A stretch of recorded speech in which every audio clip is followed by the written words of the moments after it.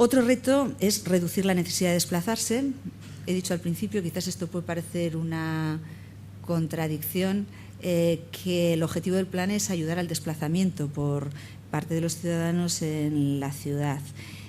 Sin embargo, cuando hablamos de la necesidad de desplazarse, estamos hablando de conseguir una ciudad equilibrada en cuanto a la dotación de servicios en los barrios, una ciudad urbanísticamente bien ordenada, en el cual los desplazamientos cotidianos, los habituales y la proximidad de los servicios haga posible que estos desplazamientos se puedan reducir y racionalizar.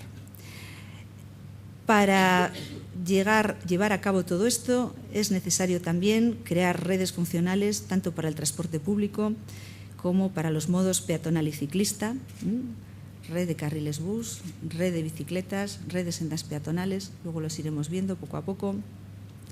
Y también es importante liberar espacio público del tráfico para recuperar un entorno ciudadano de calidad, para conseguir que la ciudad, que el espacio público vuelva a ser del ciudadano, vuelva a ser un espacio de relación en el cual no esté en todo momento el automóvil introduciendo ruido, introduciendo riesgo, introduciendo contaminación que distorsione las relaciones entre los ciudadanos.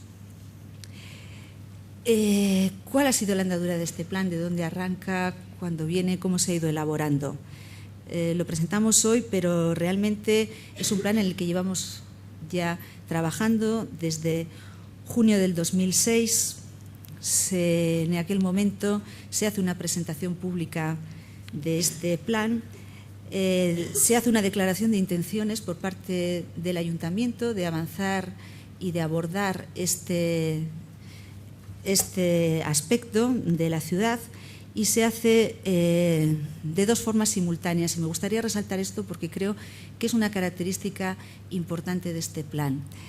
Se aborda, por una parte, y en principio constituyendo un foro ciudadano por la movilidad sostenible. Es decir, al mismo tiempo que se abordan los trabajos técnicos, al mismo tiempo que se crea dentro del Ayuntamiento una comisión entre los diferentes departamentos para trabajar sobre el tema, al mismo tiempo que se firma un convenio de colaboración con la Agencia de Ecología Urbana de Barcelona, que es la que va a actuar como consultora durante todo este tiempo para elaborar el plan. En ese mismo momento, desde ese mismo momento, ya se constituye el Foro Ciudadano por la Movilidad Sostenible, para que desde el minuto cero el ciudadano pueda entrar a participar, pueda entrar a opinar y pueda entrar a ver qué tipo de ciudad, qué tipo de movilidad desea para su ciudad. Una vez constituidos estos tres foros de trabajo, el técnico, la consultoría externa y el ciudadano, se comienza a trabajar en primer término sobre un informe sectorial sobre movilidad, un informe diagnóstico.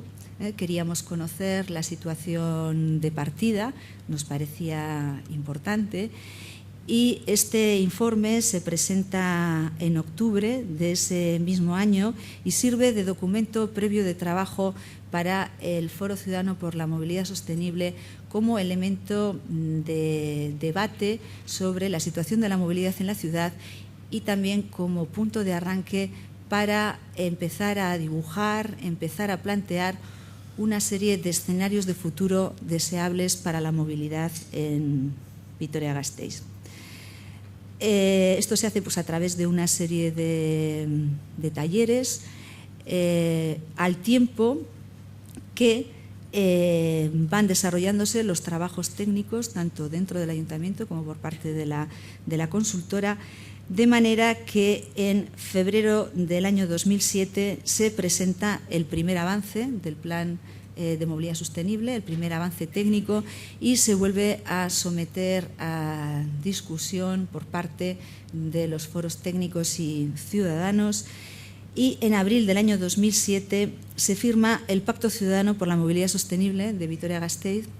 Se firma por en torno a 70 asociaciones de todo tipo de la ciudad, con un espectro bastante variado, desde asociaciones vecinales, el sector del transporte, no sé, los taxistas, algunas empresas, la asociación de comerciantes, bueno, por un espectro bastante amplio de ciudadanos que de alguna forma avalan este avance del Plan de Movilidad Sostenible y se comprometen a seguir trabajando por conseguir estos objetivos. A continuación entramos en un periodo de trabajo en el cual es importante ver de qué forma este plan integral, este plan que como veréis es complejo, que aborda multitud de aspectos, puede empezar a materializarse en la ciudad. Y ahí llegamos a un documento que se presenta en julio del año 2008, que es una propuesta para desarrollo del plan de movilidad que nosotros conocemos como fase 1 y a la que probablemente nos vayamos refiriendo tanto yo como los compañeros que me acompañan a lo largo de la exposición.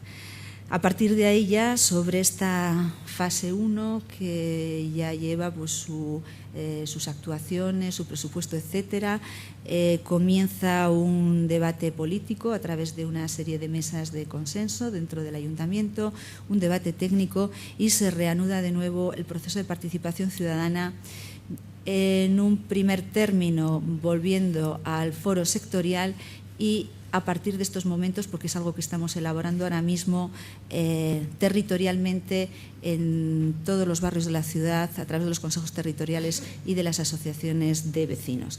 Proceso en el que, como decía, estamos en estos momentos. ¿Qué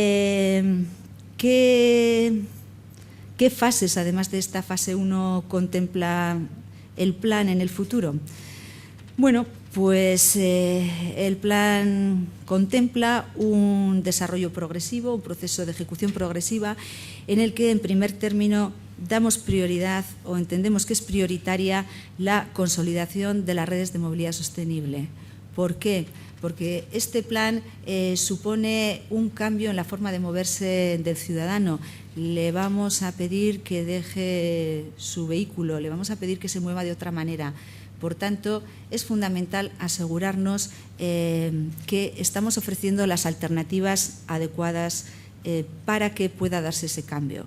Esas alternativas adecuadas, ya lo he dicho, son fundamentalmente la movilidad a través del transporte público colectivo, a través de la bicicleta y la movilidad peatonal. Para eso se necesitan consolidar una serie de redes exclusivas para esos transportes, para darles prioridad, para darles impulso y para garantizar que constituyen medios de transporte realmente eficaces y adecuados.